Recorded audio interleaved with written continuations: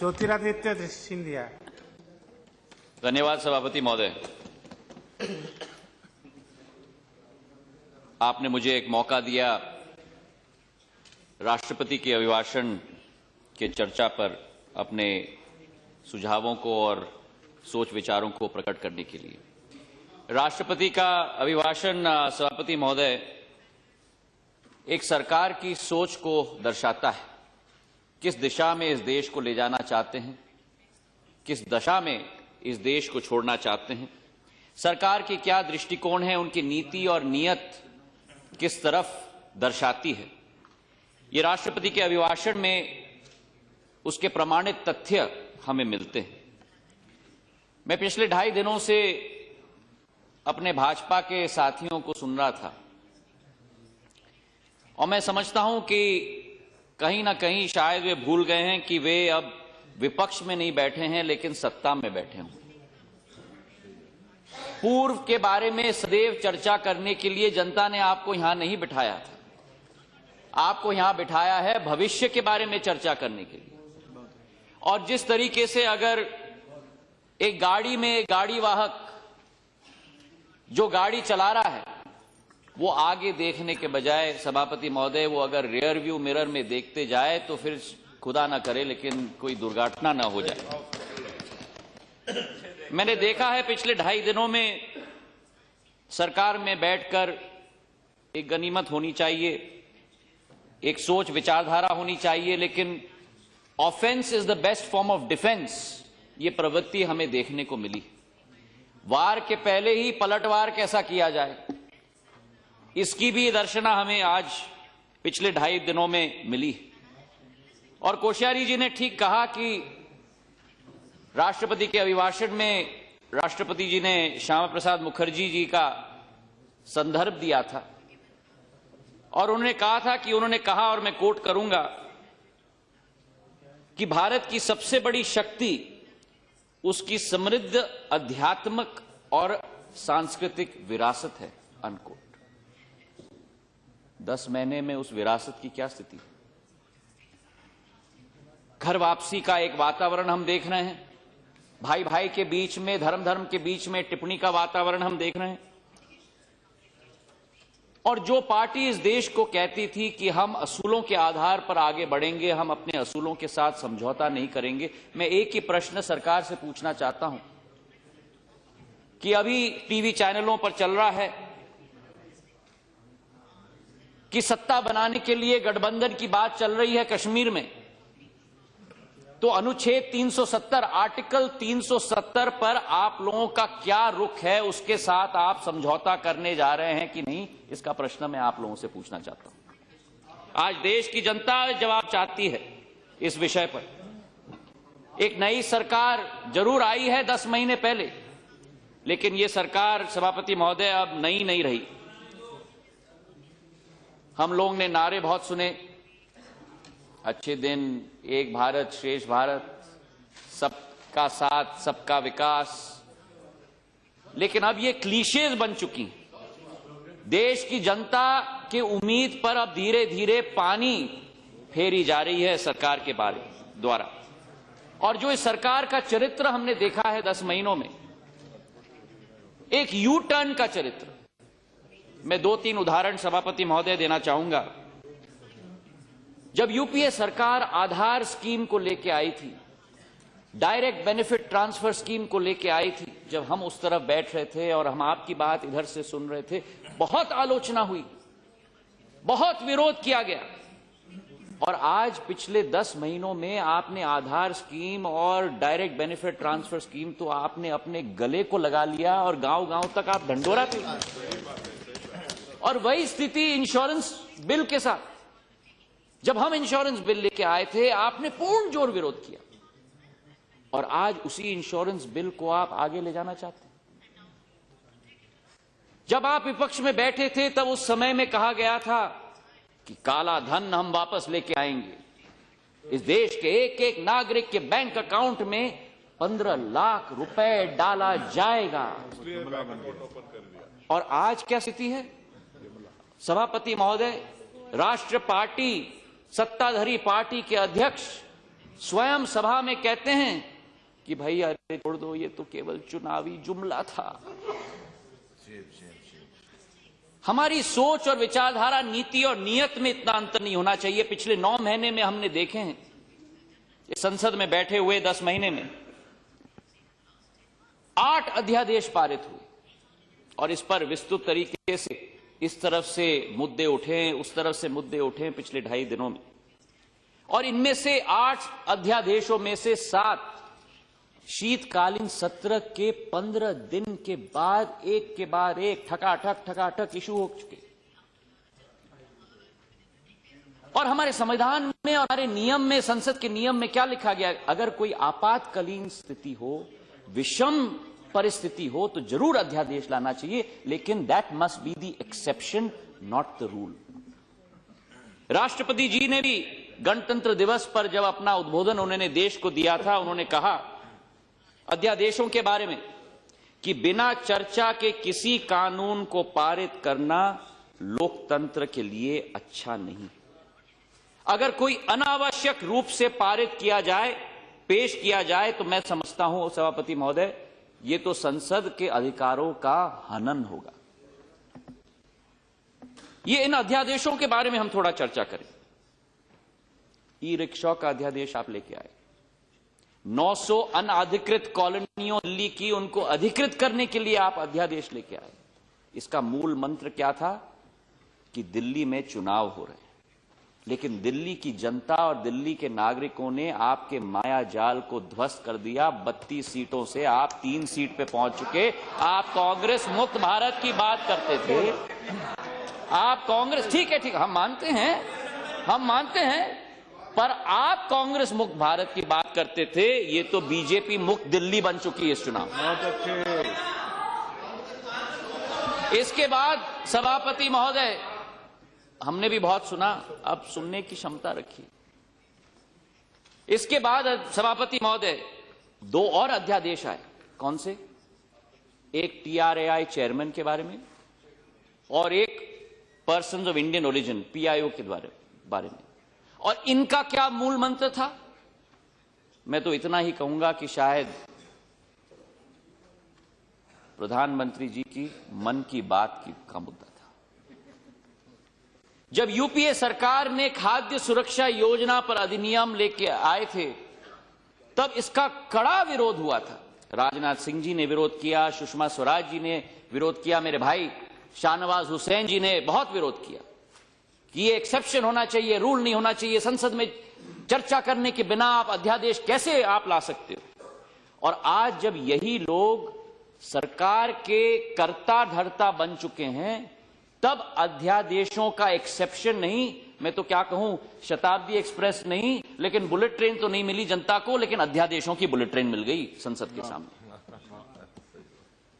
भूमि अधिग्रहण विधेयक हमने पारित किया था, आपने उसके लिए अध्यादेश आप लेके आए हैं, कोई चर्चा नहीं हुई। प्रधानमंत्री जी स्वयं ने कहा था, मैं मुख्यमंत्री रहा हूं, मैं समझता हूं कि जब राष्ट्र व्यापक मुद्दा होना चाहिए, मुख्यमंत्रियों के साथ चर्चा होना चाहिए कोई भी अधिनियम लाने के पहले। क्या इस विषय पर मुख्यमंत्रियों के साथ चर्चा हुई? 5 प्रोजेक्ट, हर प्रोजेक्ट को स्वीकृति इसके अंदर। क्या किया गया? सोशल इंपैक्ट असेसमेंट को आपने रद्दी की टोकरी में डाल दी कि कितने लोग उस योजना से प्रभावित होंगे। केवल वो नहीं जो जमीन के मालिक होते हैं, लेकिन वो भी जो जमीन के मालिक ना हो, लेकिन उनकी दिनचर्या और उनकी कमाई उस जमीन के आधार पर हो सकती है। वो सोशल इंपैक्ट असेसमेंट स्टडी बताता है। बहुफसलीय जमीन पर हमने पाबंदी लगाई थी कि उसका अधिग्रहण नहीं होना चाहिए, उसे भी आपने उखाड़ के फेंक दिया। हमने नियम बनाया था कि 80% लोगों की अनुमति ली जानी चाहिए अधिग्रहण होने के पहले प्राइवेट सेक्टर के प्रोजेक्ट के लिए और 70% पब्लिक सेक्टर के प्रोजेक्ट के लिए। उसे आपने उखाड़ के फेंक दिया। और जिस किसान की भूमि 5 साल के लिए अधिग्रहण की गई हो और उसका इस्तेमाल न किया गया हो, तो वो जमीन वापस किसान को दिया जाना चाहिए। यह कांग्रेस की नीति थी, उसे भी आपने उस अध्यादेश में उखाड़ के फेंक दिया। तो आज उस अधिनियम क्या भाग बाकी रहा सभापति महोदय? उदाहरण है कि शरीर में से रक्त निकाल दिया, मांस निकाल दिया, हड्डी निकाल दी, सब कुछ निकाल दी, केवल मृत शरीर रह गया है उस अध्यादेश के आधार पर आज संसद के सामने। तो आज मैं आपसे निवेदन करना चाहता हूं कि ये जो कदम इस सरकार ने उठाया है उसके आधार पर गरीब और किसान के पेट में लात और उद्योगपति की मान ली बात, ये स्थिति आज इस सरकार ने बना के यहां छोड़ी है। लाल बहादुर शास्त्री जी का नारा था, जय जवान और जय किसान और जय विज्ञान भी, और आज इस सरकार का नारा बन चुका है किसान मुक्त भारत। कांग्रेस पार्टी इस अध्यादेश का पूर्ण जोर विरोध करेगी। अगर कोई भी मुद्दा किसान विरोधी मुद्दा होगा तो कांग्रेस पार्टी जमीनी स्तर तक इसका विरोध करेगी, इसका पूरा विश्वास है। आज किसानों का क्या हाल है, हमारे अन्नदाताओं का। अन्नदाता शब्द हम क्यों इस्तेमाल करते हैं? अन्नदाता का शब्द क्यों इस्तेमाल करते हैं? मैं उम्र में शायद आप में से कई लोगों से कम रहा हूं, लेकिन अन्नदाता का शब्द इसलिए इस्तेमाल किया जाता है क्योंकि वो किसान अपना पेट नहीं भरता, अपने परिवार का पेट नहीं भरता, अपना गांव का पेट नहीं भरता, वो किसान इस राष्ट्र का पेट भरता है। 65% हमारी देश की जनता, सभापति महोदय, कृषि के रूप पर आधारित होती है, और यूपीए सरकार के समय में एक स्वर्ण युग था किसानों के लिए। जो आपकी एनडीए की सरकार थी, कृषि के क्षेत्र में घरेलू उत्पादन का दर उस समय केवल 2.4% था। यूपीए सरकार प्रथम ने उसे बढ़ाकर 3% किया, यूपीए सरकार द्वितीय ने उसे बढ़ाकर 4% पर छोड़ के रखा था। वो आपको विरासत में मिली है, और पिछले 10 महीने में आपने उस 4% घरेलू कृषि के क्षेत्र में घरेलू उत्पादन के दर को 4% से घटाकर 1% पर लाकर छोड़ दिया है। आज ये किसानों की स्थिति हो चुकी है। राष्ट्रपति जी ने कहा था, और मैं उनको कोट करूंगा, कि किसान हमारी खाद्य सुरक्षा का प्रहरी है, अन्नदाता सुखी भवो। आज वही अन्नदाता खतरा और भय और संकट का सामना कर रहा है। एक सूखे की स्थिति निर्मित हुई थी हमारे देश में, अनेक राज्यों में सूखे की स्थिति थी। असंवेदनशील रवैया जो इस सरकार का रहा, जब यूपीए की सरकार थी, किसान मुसीबत में था, 72,000 करोड़ रुपए की ऋण माफी की योजना हमने स्वीकृत करवाई ताकि उस किसान को राहत मिल पाए। आज पिछले 10 महीनों में पूरे देश में 4,600 किसानों ने आत्महत्या कर ली है। इससे ज्यादा शर्म की बात नहीं हो सकती इस सरकार के लिए। और भाजपा के एक सांसद ने कहा, और मुझे बड़ा खेद है कहते हुए, और मैं उनको कोट करूंगा, कि किसान फसल जगाने में नाकाम रहते हैं, यह पता लगाना चाहिए कि ये किसान आत्महत्या क्यों कर रहे हैं। यदि ये मरना चाहते हैं तो इन्हें मरना देना चाहिए। यह आपके एक सांसद का कोट है, इससे बड़ी शर्म की बात नहीं हो सकती। आज किसान को समर्थन मूल्य में वृद्धि नहीं हुई, और आपने चुनाव के समय में कहा था कि स्वामीनाथन जी का रिपोर्ट है और 50% उत्पादन लागत के खर्चे के ऊपर हम समर्थन मूल्य बना के किसान को देंगे। यह आपके मैनिफेस्टो में भी लिखा गया है। और जब सुप्रीम कोर्ट ने आपको आदेशित किया कि इस पर आप जवाब दीजिए, तो 21 फरवरी को चंद दिन पूर्व आपके सुप्रीम कोर्ट ने, सरकार ने आपके तरफ से एफिडेविट सुप्रीम कोर्ट में पेश किया कि यह संभव ही नहीं हो सकता। अगर यह विश्वासघात देश की जनता के साथ नहीं है तो क्या है, यह मैं पूछना चाहता हूं अध्यक्ष महोदय। खाद के लिए त्राही त्राही मैं सुन रहा था, कुछ दिन पूर्व हमारे मंत्री जी जवाब दे रहे थे कि पर्याप्त मात्रा में खाद मिल रहा है। रबी की फसल नवंबर में बोई जाती है, उसके चंद दिनों पहले खाद की जरूरत होती है। हमारा खाद आज भी आयात किया जाता है, और मैं आंकड़े पेश करना चाहता हूं क्योंकि मेरे बहुत करीब के दोस्त राजीव प्रताप जी ने कहा 5 मिनट्स में कि आंकड़े पेश किया जाना चाहिए। जून के माह में 2013-14 में 4.5 लाख टन का आयात हुआ था खाद का, इस साल केवल 80,000 टन। जुलाई में 9 लाख टन, इस साल केवल 1 लाख टन। अगस्त में 11 लाख टन, इस साल केवल 5 लाख टन। सितंबर में 10 लाख टन, इस साल केवल 5 लाख टन। तो खाद की कमी नहीं रही तो क्या रही? किसानों को लाठियों का सामना करना पड़ा और खाद के कट्टे के लिए काले बाजार में अपने घर के जेवर को बेचना पड़ा। यह स्थिति आज किसान की हो गई है पूरे क्षेत्र में।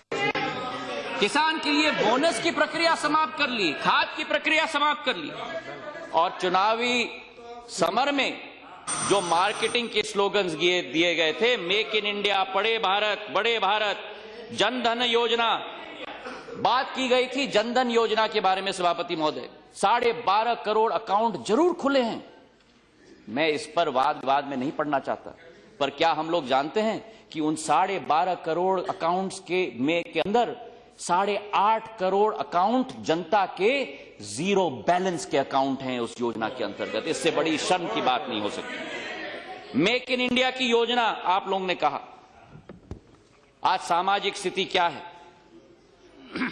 अभी कुछ चंद दिनों पहले दिल्ली में चुनाव हुए थे, आपने एक मैनिफेस्टो डॉक्यूमेंट निकाला। सरकार की जिम्मेदारी होती है कि देश के हर धर्म, हर जाति के लोगों को एक माला में हम लोग पिरोएं, देश को अखंड बनाने के लिए हम हर कदम उठाएं। और आपने क्या कदम उठाया? आपने अपने मैनिफेस्टो डॉक्यूमेंट में लिखा कि उत्तर पूर्वी राज्य के लोग अप्रवासी हैं इस क्षेत्र में। इससे बड़ी शर्म की बात क्या हो सकती है? पहले तो हम लोग कहते थे धार्मिक ध्रुवीकरण की बात, अब तो शुरू कर दिया है आपने क्षेत्र ध्रुवीकरण की बात। इससे देश की एकता और अखंडता को कैसे हम लोग बनाए रखेंगे? परिवर्तन की हम बात करते हैं, किस तरीके का परिवर्तन देख रहे हैं 10 महीने में? धार्मिक स्थलों पर प्रहार, राष्ट्रपिता और हमारे संतों का अपमान, महिलाओं पर अशोभनीय टिप्पणी, खिलाड़ियों को भी नहीं बख्शा, शिक्षा के क्षेत्र में भगवाकरण। किस तरीके का भारत आप देखना चाहते हैं कि हमारे देश के राष्ट्रपति कहते हैं कि सचेत रहो, और जो अतिथि बाहर से आता है उस देश का राष्ट्रपति भी कह के जाता है कि आर्टिकल 25 ऑफ कॉन्स्टिट्यूशन आप मेंटेन करके रहिए। इससे ज्यादा शर्म की बात नहीं हो सकती। हम लोग सुन रहे हैं सभापति महोदय 2 मिनट आर्थिक प्रगति, लेकिन मैं आपसे निवेदन करना चाहता हूं, इस देश की क्षमता अपने सामाजिक और अपने आध्यात्मिक प्रगति के आधार पे ही होगा। वो आध्यात्मिक प्रगति हमारी नींव होगी, और अगर वो नींव हमारी मजबूत होगी तो इमारत मजबूत होगा। नहीं तो आप स्काई स्क्रेपर की बात कर रहे हो, और अगर नींव धसक गई तो पूरा इमारत ही धसक जाएगा।